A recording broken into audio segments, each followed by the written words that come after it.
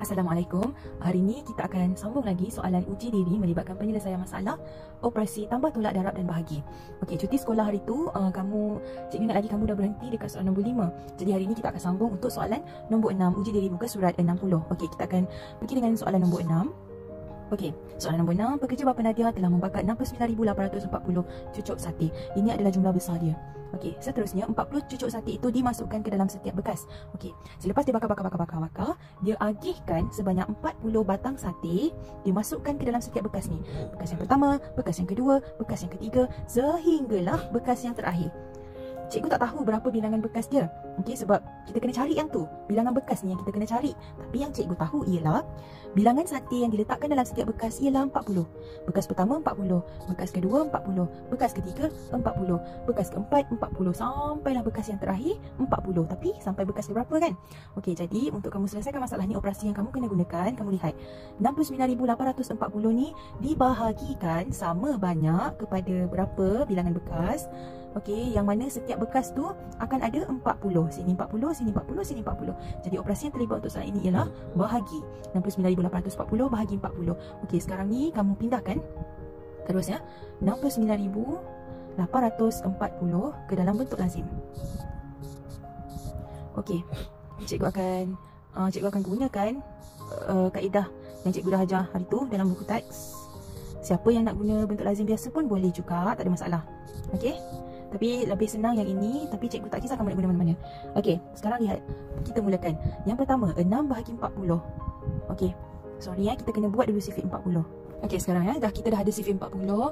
Ingat lagi tak macam mana cara nak buat sifir 40? 4, 8, 12, 16, 20, 24, 28, 32, 36. Lepas tu dekat belakang, tambah sifar. Okey, cikgu harap kamu ingat lagi lah. Okey, sekarang kita teruskan. 6 bahagi 40. Berapa? Cari dalam sifir 40. Ada tak 6? Cari. Oh, tak ada. Kalau tak ada, jangan susahkan diri. Terus tulis sifar. Sifar di atas, sifar di bawah. Baki 6. Ada baki, kita bawa ke atas. Okey, jadi sekarang dia dah menjadi 69. 69 bahagi 40. Okey, cari berapa? Ada tak 69? Oh, tak ada juga. Fikir, 69 letak di antara siapa dengan siapa? Okey, 69 letak di antara 40 dan 80. Jadi kita ambil yang kecil. Jadi 40 ni berapa? 1 kan? 1 dalam 40, 40. Okay, jadi kamu pun tolakkan dengan 40. Okey, 9 tolak sifar 9. 6 tolak 4 2. Okey, baki 29 kita bawa ke atas. Dia jadi 298. Okey, 298 terletak di antara siapa dengan siapa? Cari, ada tak 298? Tak adalah cikgu. Okey, kalau tak ada, cari siapa yang terletak di antara 298 ni. Okey, adakah 240 dengan 280? Tidak. Kenapa? Sebab 298 ni besar lagi daripada 280. Jadi 298 terletak di antara 280 dengan 320. Jadi ambil yang mana? Ambil yang kecil. Okey, berapa darab 40 sama dengan 280? 7. Okey, 7. 1, 2, 3, 4, 5, 6, 7. Jadi letakkan di atas 7. Tolak berapa? Tolak 280. Okey, 8 tolak sifar 8, 9 tolak 1 9 tolak 8 1, 2 tolak 2 habis. Okey, cikgu tak nak selesaikan. Yang seterusnya kamu selesaikan sendiri. Okey, nanti cikgu semak. Kita sambung soalannya seterusnya, soalan ke-7. Okey, soalan nombor 7 soalan yang agak panjang yang kamu kena faham betul-betul.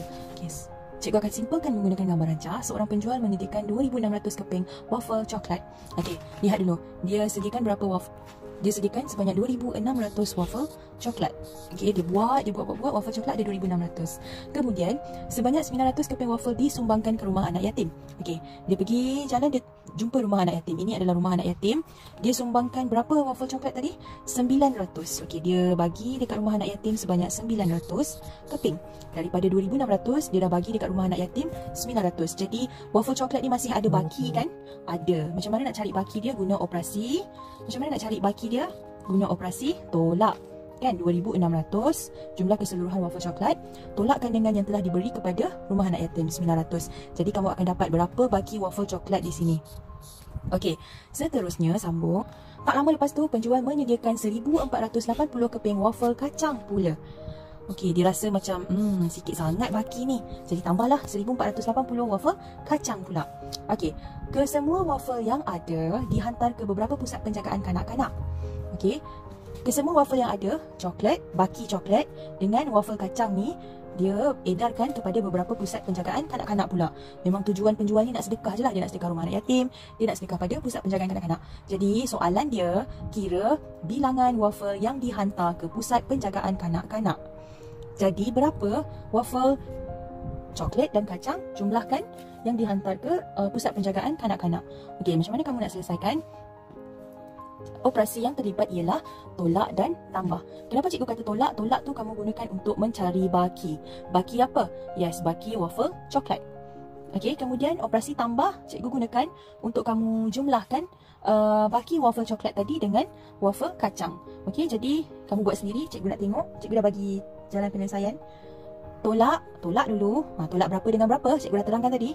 Untuk cari baki waffle coklat. Lepas tu untuk cari jumlah keseluruhan yang dihantar, kamu kena tambahkan dengan waffle kacang. Okey, kamu jawab sendiri, nanti cikgu semak. Seterusnya kita pergi soalan nombor 8. Okey, untuk soalan nombor 8. Bersempena majlis berbuka puasa, Anis membeli 7 kotak kurma. Okey, setiap kotak berisi 35 biji kurma. Okey, daripada soalan tadi dia beli 7 kotak kurma. 1, 2, 3, 4, 5, 6, 7. Ada 7 kotak kurma semuanya. Setiap kotak ada 35 biji kurma. Kotak pertama ada 35. Kotak kedua 35. Ketiga, keempat sampailah ke-7. Okey, semuanya ada 35 biji. Lepas tu, setiap kotak berisi Ibu Anis. Okey, Ibu Anis membungkus semula 5 biji kurma ke dalam beberapa beg plastik kecil. Okey, daripada kurma yang banyak ni, dia pack kan, dia campur semua dalam satu bekas. Okey, so dah jadi jumlah kurma yang sangat banyak. Dia campurkan and dia pack semula. Dia letak semula dalam plastik-plastik kecil, yang mana dalam setiap plastik tu ada 5 biji kurma. Okey, plastik ni ada 5 biji. Okey, tapi cikgu tak tahulah sampai bungkusan ke berapa. Okey, cikgu tak tahu sampai bungkusan ke berapa. Yang itu kamu kena cari. Jadi macam mana kamu nak cari nak selesaikan soalan ini? Okey, mula-mula kamu kena dapatkan dahulu jumlah kurma. Okey, kamu kena dapatkan dahulu jumlah keseluruhan bagi 7 kotak kurma. Okey, bila cikgu kata jumlah, okey, sebelum ni cikgu dah ingatkan jumlah tambah ataupun darab. Okey, kalau kamu lihat sini, untuk kamu cari jumlah kurma ini bagi 7 kotak, kamu boleh saja guna operasi tambah. 35 tambah 35 tambah 35 tambah 35. Penat? Kamu nak kena tambah sebanyak berapa kali? Baik, 7 kali kena tambah. Tapi apa alternatifnya untuk kamu pendekkan, untuk kamu buktikan kamu dah pandai, kamu dah belajar matematik? Ya, kita gunakan operasi darab. Okey, berapa darab berapa? 35 darab 7. 35 darab 7 untuk cari jumlah keseluruhan kurma ni. Okey, lepas kamu dah selesaikan 35 darab 7, kamu akan dapat jumlah besar dia.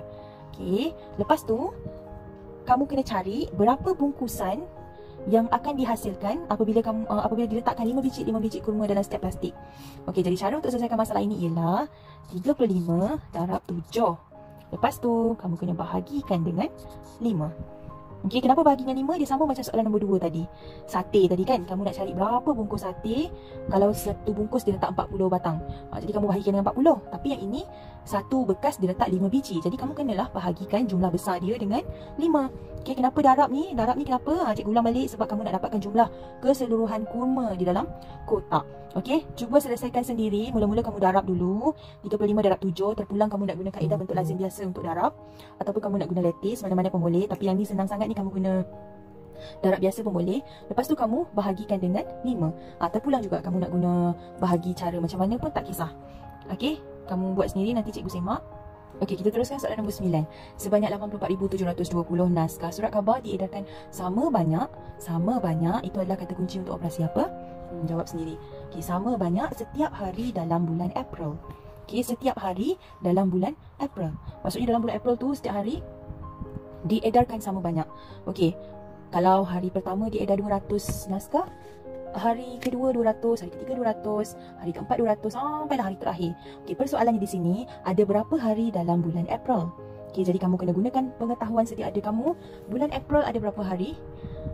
Bulan April ada Januari 31, Februari tahun 4. Okey, sama ada 28 ataupun 29. Okey, kemudian Mac 31, April 30 hari. Okey, 30 hari. April ada 30 hari. Maksudnya sebanyak 30 hari inilah diedarkan sama banyak. Okey, diedarkan sama banyak. Kalau hari pertama 200, hari kedua 200, hari ke-10 200, hari ke-15 200, sampailah hari yang ke-30 sebanyak 200 keping naskah surat khabar. Okey. kira bilangan surat khabar yang diedarkan dalam seminggu. Okey, jadi lepas kamu dah dapat bilangan surat khabar yang diedarkan untuk sehari, kamu kena cari pula bilangan surat khabar yang diedarkan dalam masa seminggu. Seminggu ni ada maksudnya seminggu ni berapa hari? 7 hari. Okey, pengetahuan sedia ada kamu, seminggu ada 7 hari. Okey, jadi untuk kamu selesaikan soalan ini, kamu kena cari dahulu berapakah bilangan surat khabar yang diedarkan sehari. Okey, daripada 30 hari ni berapakah bilangan surat khabar yang diedarkan untuk sehari? Sehari berapa? Hari kedua berapa? Sama kan jumlah dia? Setiap hari ni dia akan edarkan dengan jumlah yang sama. Tapi berapa jumlahnya? Kita nak tahu yang tu berapa jumlahnya. Jadi kita kena bahagikan dengan 30. 84,720 bahagi 30. Okey, untuk kamu dapatkan jumlah untuk satu hari. Okey, satu hari. Bila kamu dah dapatkan jumlah untuk satu hari, baru kamu darabkan dengan 7. Darabkan dengan 7 ni sebab apa? Sebab kamu nak cari bilangan surat khabar yang diedarkan dalam tempoh seminggu. Kamu bahagi ni sebab kamu nak dapat bilangan surat khabar untuk satu hari. Bila kamu dah dapat bilangan surat khabar untuk satu hari, kamu dah boleh dengan mudah. Kamu nak cari untuk seminggu boleh, nak cari untuk 2 minggu boleh, nak cari untuk 10 hari pun boleh. Kamu darabkan saja. Kalau seminggu darab dengan 7. Kalau 2 minggu darablah dengan 14. 7 tambah 7, 14 kan? Kalau dia nak untuk tempoh 20 hari, kamu darab dengan 20. Okey? Cuba buat sendiri juga. 84,720 bahagi 30 ni, mula-mula bina dulu sifir 30. Ingat lagi tak? 3, 6, 9, 12, 15, 18, 21, 24, 27. Lepas tu tambah je sifar dekat belakang. Okey, kemudian kamu selesaikan sifir ni. Okey, kamu dapat. Lepas tu kamu darabkan dengan 7. Okey, cuba buat. Okey, soalan nombor 10 ni soalan yang mudah. Okey, dia berkaitan dengan soalan bundar. Okey, bersempena dengan kempen Bumi Hijau, lebih kurang 20,000 pokok telah ditanam. Okey, bilangan pokok itu telah dibundarkan kepada puluh ribu terdekat. Okey, maksudnya bilangan pokok yang ditanam ni bukanlah 20,000 sebenarnya, tapi mungkin kurang daripada 20,000 ataupun lebih daripada 20,000.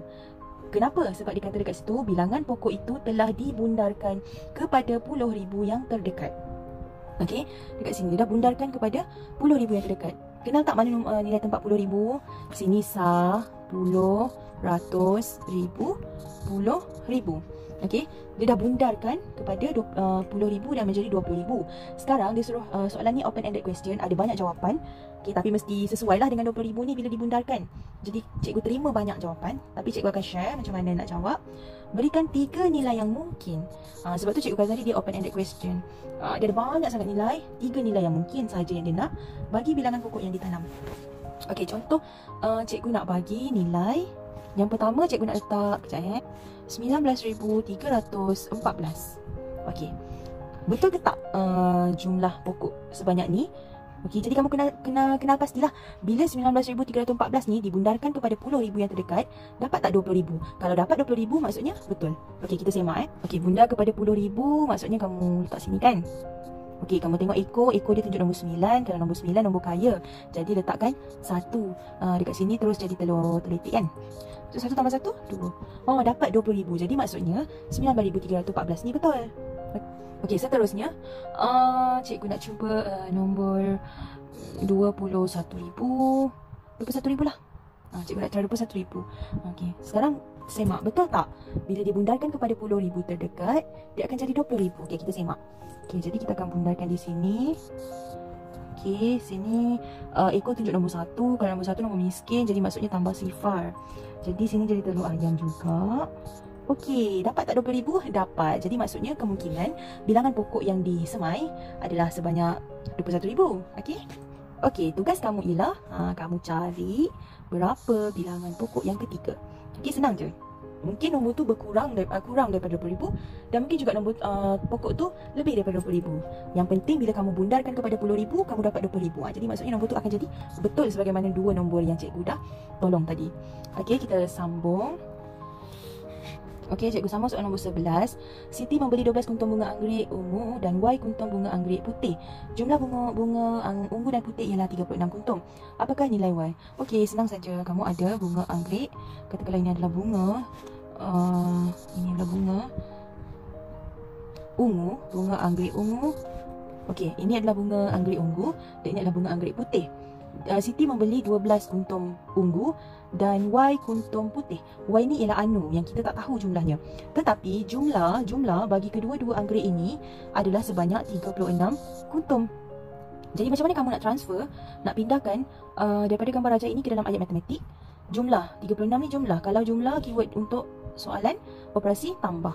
Jadi maksudnya 12 tambah Y, 12 anggerik ungu tambah Y yang bilangan yang kita tak tahu adalah sebanyak 36.